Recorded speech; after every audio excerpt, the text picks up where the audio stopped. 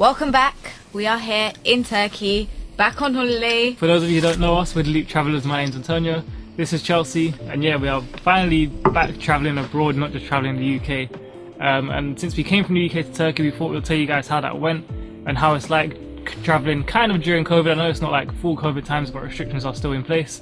So we thought we'd give you guys a breakdown just so you can know what to expect when you're travelling here. We had a lot of problems with the HES codes. There wasn't that much information out there. We didn't even know we needed it to begin with until I started emailing a few vloggers that we watched just to get some information, because I've seen them backpacking through Turkey. You need a HES code. It's similar to the passenger locator form. So the HES code is Turkey's version of the passenger locator form. Super simple. We'll leave a link to the website that we use to fill it out down below. Basically, fill out your details, you get the form back straight away. It's just a certificate with your name and some other details on it that they need to locate you if you're next to someone that has contracted COVID. You do need this to enter the country, however, nobody asked us for it, nobody checked it. But that's not me saying don't do it, because of course still do it. You might get someone that checks it, and if you don't have it, then you're screwed. We were told you needed to go like on buses, take ferries and everything. We haven't done that because we're not in Istanbul yet. We rented out a car, so we don't need to use public transport. We were told as well that you needed to get into supermarkets and stuff. No one's asked us for it so far. We will update you guys at the end of our trip if we needed it to get on public transport and whatnot, but we'll let you know at the end. Definitely still get it. Well, even if you don't get checked for it, just get it to be safe. So next up, COVID tests. I am not giving out any recommendations. Please do your research. This is just what we used. The cat's back. We used covid19testing.org because unfortunately the gov website was shit. Every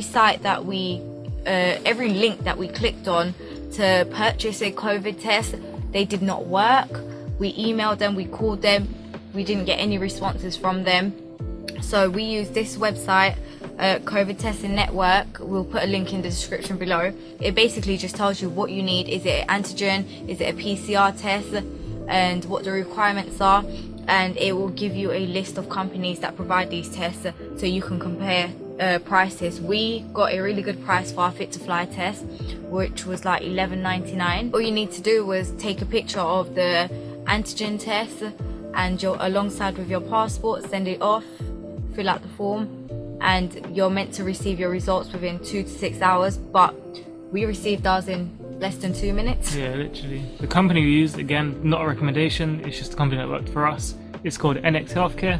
As Chel said, with them you take a picture of your test next to your passport, a negative test of course, and then they send you back your Fit to Fly form. So leaving Turkey, we need to do a test going back to the UK, and this was simple again with the same company. We ordered another, it's exactly the same as your Fit to Fly test, it comes under that, so it's another Fit to Fly test. We're going to do the exact same thing, fill out the form, take a picture, send it off, and hopefully we get our results back within the same time frame and we're good to go back to the UK. So the rules were, when we did book, was that when we got back to the UK we had to self-isolate, so we would need a day 2 and day 8 test. Now we do not need that, and obviously you know I work 9 to 5.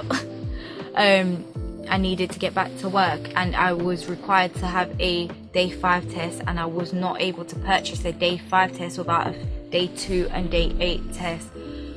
But all of that mumbo jumbo is now over, and all we need is a day 2 test. Yeah.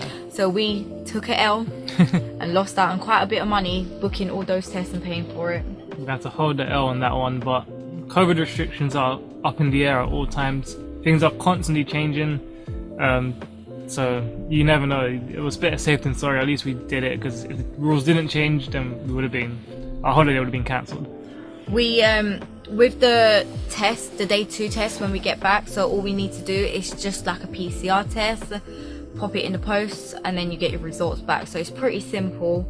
I mean, I was really stressing before this trip, like, what do we need? Are we going to get through? Like, so many questions, and the answers wasn't so clear for us, so that's why we thought we'd come on here and give you guys an update how we done it. Obviously it's different for everyone depending on where you're going.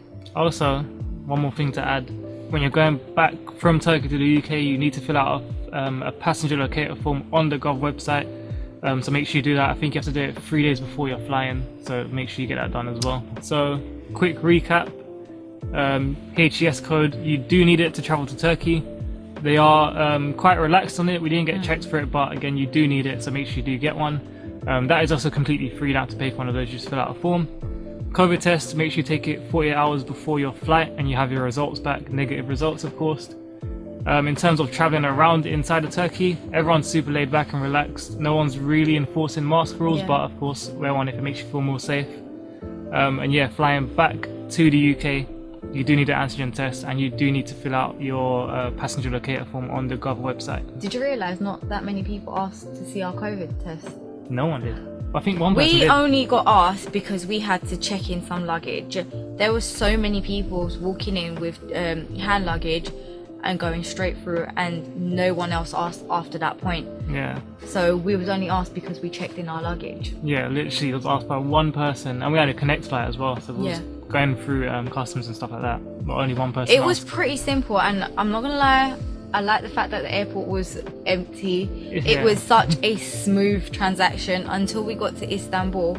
I mean, it was busy, but it was still smooth. It was still smooth. Like, it's weird. I was expecting this to be like one of the most stressful times to fly because of all the stuff you need. But I think this has probably been the easiest experience we've ever had and quickest as well when it comes to flying, which is pretty weird. But yeah, that is it. We just wanted to come on here and tell you guys what you need because information out there currently isn't 100% clear. And eventually this video might be out of date as well when COVID restrictions update. It's March, by the way. Yeah, March 2022 when we're recording this video. But I don't know if you guys can see the view behind us is beautiful because we're staying in a lovely villa in Kabak village, which you guys will see in our next vlog coming up. So make sure you do like, subscribe, turn on bell notifications so you don't miss that video, and we will see you guys in the next one. At the gorge. Peace.